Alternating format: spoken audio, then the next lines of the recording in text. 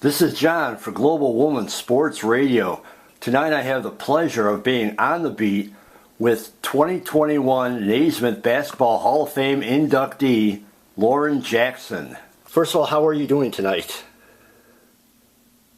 How am I doing? Yeah. I'm good. Yeah, it's actually morning here. It's 10 o'clock in the morning, so I'm working, just getting ready for a few meetings, and just plodding along. Awesome. Well, I'm sure you've probably had this question 100 times already, and you'll probably get it 100 times more. But what does being inducted into the Hall of Fame mean to you? Oh, it means so much. I mean, it's such a prestigious Hall of Fame, and I think, for any athlete competing at that level, they know what the Naismith Memorial Hall of Fame is, and they want, you can only dream of being a part of it with all the greats. I think for a while there, I definitely had in the back of my mind, because there were no other Australian athletes in there, that maybe it was going to be a little bit, tougher to make it. So when I got the call, I was definitely very, very happy.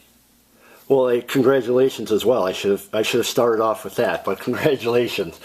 Now I know you started playing at a very early age on a competitive level.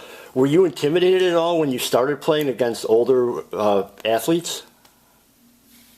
Oh, for sure I was, but I think that I spent probably, I was in the under-20 national team but by the time I was 14, and, I'd always sort of been around older athletes, and then I think that, that definitely sort of blooded me a little bit. I had to get used to being picked on a little bit and being the youngest, but once I started playing in the national team, I definitely felt a lot more supported, and the athletes are a lot more mum-like, I suppose, and so, that was great, but I think stepping foot on the court and playing against players like Lisa Leslie, like George Daly, I definitely felt intimidated. There's no doubt about it. I don't think it showed. I definitely played with a bit of a chip on my shoulder, but that was really the only way that I could sort of mask how I was really feeling. What do you think you learned from basketball? Oh, gosh. I mean, I think I've taken away so much. I always credit basketball for where I am today. Definitely, I think that if I hadn't have had the experiences, playing in a team environment, working with all sorts of different people from different backgrounds, different countries, different cultures, I think it sort of prepares you for life after sport. And to be honest, I feel like I'm a lot more resilient now than I ever was as an athlete, and I think it is because of those experiences. Now, you played a long time. You played in a lot of different leagues. You played in several countries, and you've achieved, obviously, a high level of success. But while you were playing, were you able to, at any point during the game or during the experience, to really soak it in and enjoy just the experience, not necessarily playing basketball, but just the overall experience? I'm a country kid from Albury, from Australia, and I was never keen on leaving home. I always wanted to be sort of home and safe and comfortable. So, when I did have to go and travel, I definitely struggled, being in different countries and away from my family and my friends, and the place where I felt safest. So, there was always a level of being uneasy and uncomfortable, and I got used to being uncomfortable, obviously. But, look, I don't think I did take the time to really soak it up. I think that, looking back on it, on my whole career, I'm really thankful and that I was able to be the basketball player that I was, absolutely, and I just feel like I was so privileged to be in the situations that I was. But I think off the court, I definitely struggled, being away from home and stuff. So, yeah. No, obviously you've got a lot of awards. You won a lot of championships. I understand all that. I followed your career, even back when you were playing for Seattle in the WNBA. Are there any, or I should say, what would be some of the under the radar highlights? Not necessarily a championship, not necessarily an award, but something that kind of sticks out with you. I think it was just the friendships and stuff that I had made. Along the way, I made some really, really close friendships with a lot of different players and teammates and coaches. And I think it's, more the journey. I reckon there wasn't one award or one championship or anything like that that really stands out for me. It was the times that I was really enjoying myself with my teammates and the fun, the fun that we had. I think that's probably the one thing that really sticks in my mind. Sure. Now, your book, My Story of Life in Basketball and Beyond, was that difficult for you to write? I mean, you had to relive some, unpleasant experiences, but also some great experiences. It was very cathartic, I think, writing it and sort of having to relive everything so close to my retirement as well. So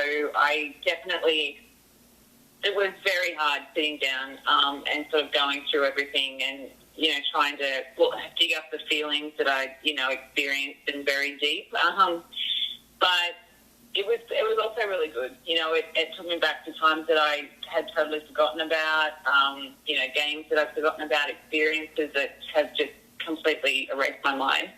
So it was good. It was a good exercise for sure, but, that's the last time I'm going to do it. Well, for the record, I absolutely enjoyed the book. Anytime I could read about women's basketball and players such as yourself, I just dive into that, and I found your book just extraordinarily good. So I just wanted to thank you for printing it because I totally enjoyed it. How do you think the WNBA has changed since you started to where it is now?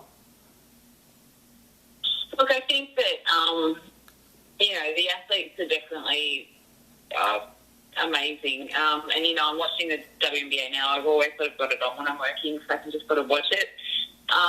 But, I think the athletes are not one-dimensional anymore. Not that they ever really were, but I think that, a lot of the athletes can sort of play 3 or 4 positions on the court. And I think that's something that probably changed.